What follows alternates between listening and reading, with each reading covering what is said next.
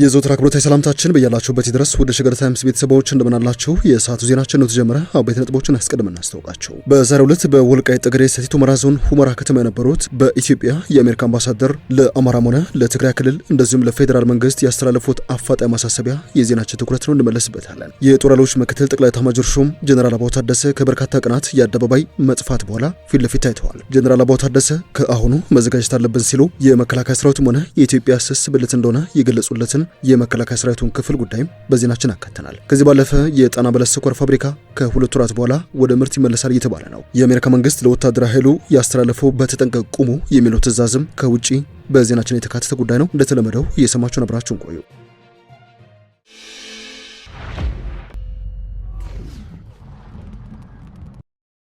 በኢትዮጵያ የአሜሪካ አምባሳደር ኤርቪን ሆሴ ማሲንጋ በዛሬው ዕለት ከጠቅላይ ሚኒስትሩ የማህበራዊ ጉዳዮች አማካሪ ሚኒስትር ጌታቸው ረዳ ጋር በመሆን በወልቃይት ጠገዴ ሰቲት ሁመራ ዞን ሁመራ ከተማ ተገኝቶ ነበር። አምባሳደሩ በሰሜን ምዕራብ ኢትዮጵያ የምትገኘውና የትግራይ ክልል አስተዳደር ምዕራብ ትግራይ ብሎ በሚጠራው የዞን አስተዳደር ዋና መቀመጫ የሆነችውን ሁመራ ከተማን በመጎብኘት ሁሉም ወገኖች ከፖለቲካ በላይ ለህዝብ ቅድሚያ እንዲሰጡ ነው አምባሳደር ኤርቪን ማሲንጋ ጥሪ ያቀረቡት። አምባሳደሩ የአማራና የትግራይ ክልሎች በይገባኛል ከሚወዛገቡባቸው ቦታዎች አንዱ የሆነችውን አካባቢ ከጎበኙ በኋላ በማህበራዊ ሚዲያ ላይ ባሰፈሩት መልእክት ከምንም ነገር በላይ ህዝቡን በማስቀደም መጻኢ ፖለቲካ እድላቸውን በተገቢው ጊዜ እንዲወስኑ እድል ሊሰጣቸው ይገባል ሲሉ ነው ያሳሰቡት። ሁሉም ሰው ደህንነቱና ክብሩ በተጠበቀ ሁኔታ ቀጣይ ህይወቱን የት መገንባት እንዳለበት እንዲወስን በኢትዮጵያ የሚመራና በተባበሩት መንግስታት የሚታገዘን ሂደት አሜሪካ ትደግፋለች ባይ ናቸው። ለዚህም ሁሉም ወገኖች ከፖለቲካ በላይ ህዝብን በማስቀደም የወደፊት የፖለቲካ ዕጣ ፈንታቸው በተገቢው ወቅት እንዲወስኑ እንዲያደርጉም ጥሪ እናቀርባለን ባይ ናቸው አምባሳደሩ።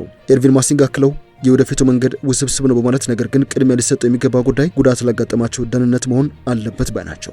አሜሪካም ኢትዮጵያን ለዘላቂ ሰላምና መረጋጋት በሚያደርጉት ጥረት ውስጥ ድጋፍ ለመስጠት ቁርጠኛ ስለመሆኗ በአዲስ አበባ የሚገኘው አሜሪካ ኤምባሲ በአምባሳደሩ ስም በማህበራዊ ትስስር ገጹ ላይ ባሰፈሩ መልእክት አመላክተዋል። የቀድሞው የትግራይ ክልል ግዛት አስተዳደር ፕሬዝዳንት፣ የፌዴራል መንግስት እንደዚሁም የአሜሪካ መንግስት የተባበሩት መንግስታት ድርጅት በአንድ ላይ በመሆን በትግራይ ክልል ተፈናቅለው የሚገኙ ወገኖችን ወደ ወልቃይት ወይንም ወደ ምዕራብ ትግራይ ለመመለስ ከወራት በፊት ዝግጅት መጀመራቸው ሲነገር ነበር።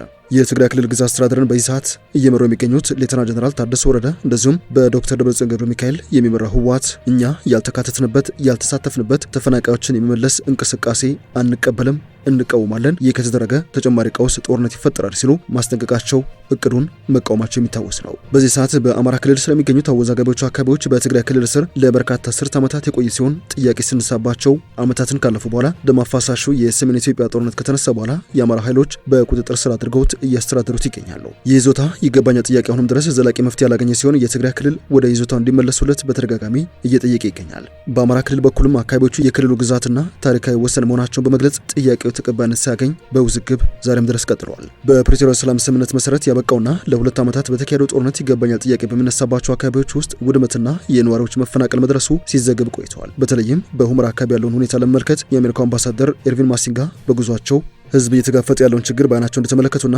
የመሰረተ ልማት ውስን የጤና አገልግሎትና መሰረታዊ አገልግሎቶች አለመኖር የህዝቡን ኑሮ እየጎዳው እንደሚገኝ ይፋ አድርገዋል። በግጭት የተፈናቀሉት ሰዎች ለዓመታት በዓለም አቀፍ ድጋፍ ላይ ጥገኛ ሆነው መቆየታቸውን ያነሱት አምባሳደሩ ምንም እንኳን ሰብአዊ እርዳታ ወሳኝ ቢሆንም ዘላቂ መፍትሄ ግን አይደለም ሲሉ በይፋ አቋማቸውን አጋርተዋል። ወደ ዜናችን ሌላኛው ክፍል እናምራ።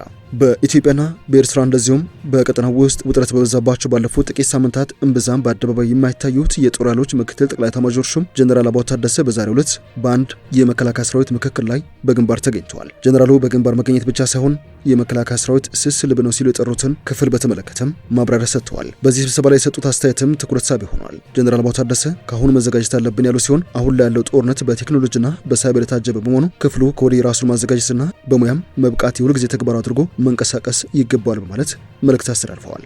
ጀነራል አበባው ታደሰ አሁን ካለበት በሙያም በዝግጅት መላቅ እንዳለበት ማሳሰቢያ የሰጡት የመከላከያ መገናኛና ኢንፎርሜሽን ሲስተም ዋና መስሪያ ቤት ነው። ኤታማዦር ሹሙ እንደሚሉት ከሆነ መገናኛና ኢንፎርሜሽን የአንድ ወታደራዊ ስትራቴጂ የነርቭ ስርዓት ነው። ያለ መገናኛ የትኛውንም የውጊያ ስምሪት ማሰብ ከቶንም ቢሆን አይቻልም። ክፍሉ ከፍተኛ እውቀትን፣ የላቀ ቴክኖሎጂንና የሀገርን ከፍተኛ ሀብት የሚጠይቅ የስትራቴጂክ ሪሶርስ ማዕከል ነው ሲሉም ነው ያመላከቱት። ይህ ክፍል ቀደም ሲል በማቴሪያልና በሰው ኃይል አንሶ እንደነበር ያስታወሱት ጀነራል አበባው ታደሰ በበላይ አመራር ቁርጠኝነትና በክፍሉ አባላት ጥረት በዚህ ወቅት ወደ ላቀ ደረጃ መሸጋገሩን አንስተዋል። አሁን ላይ ያለው ጦርነት በቴክኖሎጂና በሳይበር የታጀበ በመሆኑ ክፍሉ ከወዲሁ ራሱን ማዘጋጀትና በሙያም መብቃት የሁል ጊዜ ተግባሩ አድርጎ መንቀሳቀስ እንደሚገባውም አስገንዝበዋል። ዋና መምሪያው ቀደም ሲል ሀገር የሚመሩ ሰዎችንና ታላላቅ ተቋማትን ያፈራ የእውቀት መፈልቂያ ስለመሆኑ የጠቀሱት ጀነራል አበባው ታደሰ የአሁኑ አመራርም ወጣቶችን በማውቃትና ሀገሩን የሚወድ ታማኝ አባል በማፍራት ታሪክ ኃላፊነቱን ሊወጣ እንደሚገባ ነው ያመላከቱት። የመከላከያ መገናኛና ኢንፎርሜሽን ሲስተም ዋና መምሪያ ኃላፊ የሆኑት ሌተና ጀነራል መሰለ መሰረት በበኩላቸው በዋና መምሪያው በርካታ ስራዎች መሰራታቸውን ገልጸው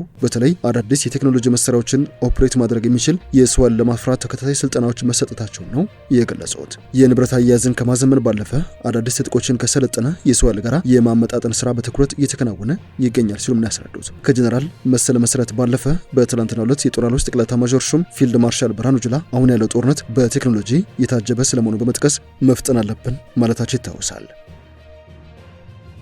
የሰዓቱ ዜናችን እንደቀጠለ ይገኛል።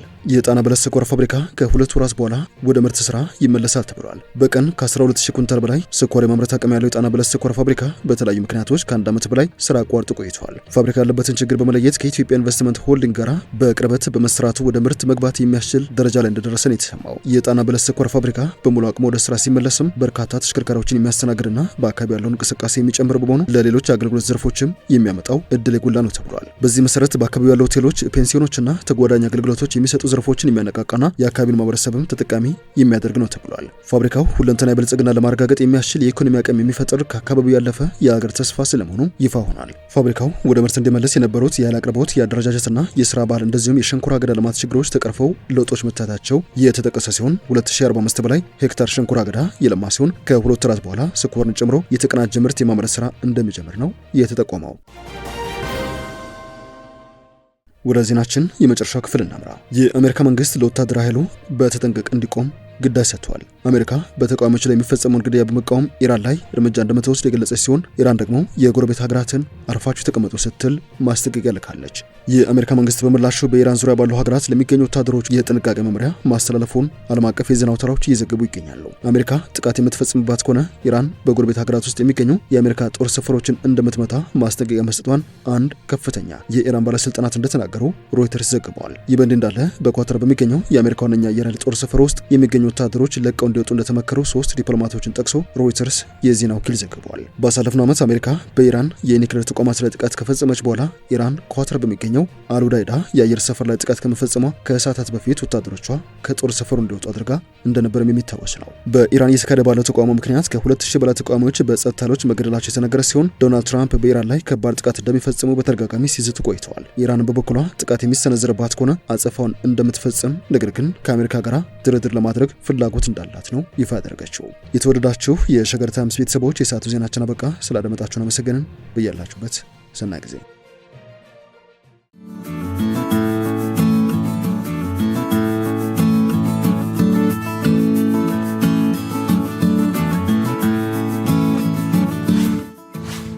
ሸገር ታይምስ ሚዲያን ሰብስክራይብ በማድረግና ደወሉን በመጫን ይከተሉን።